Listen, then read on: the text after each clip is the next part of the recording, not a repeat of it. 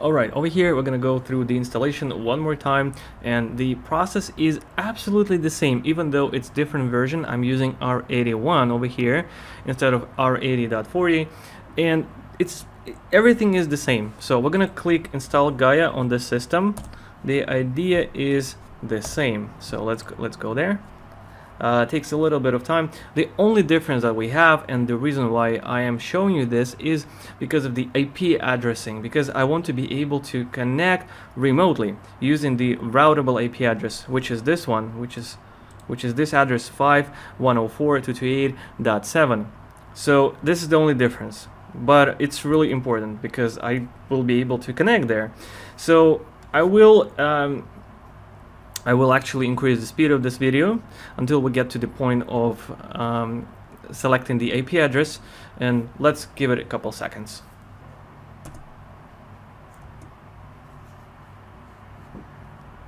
So over here we have the same thing. We have to choose the partition, and as for my root, I want to have a little bit over more amount of space, so I have to click just a bit more, and we're gonna have a change. So as for my logs, let's have it a bit more.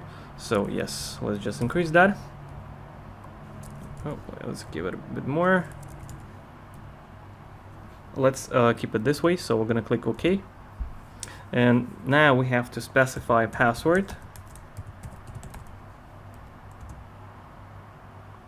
Checking for interface card.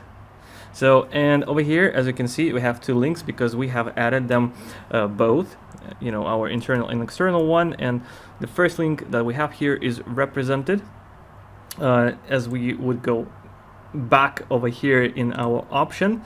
And hardware, you can see VMBR 0. It is going to be something you can see here. First is going to be our Ethernet 0. The second thing you see here is going to be our Ethernet 1. You can actually see it right here, net 0, net 1. Okay, so let's move to console, and let's check our Ethernet 0 because I will select our external interface. So okay, let's choose that one, and the address I will be using is shown right there. So it's going to be 5.104.228.7. Let's just verify that is the correct address. 5.104.228.7. Okay, and the subnet is 24. So, and the default gateway is going to be just 1, you know, at the end. So then we're gonna click OK. So what I want to make sure you understand really clearly, because it's really important. So if you go in options where we have all our networking, over here we have the address, which is 5.104.228.27, and it's going to be different for you. But what you need to understand, that address here I have over here to manage my Proxmox, and if you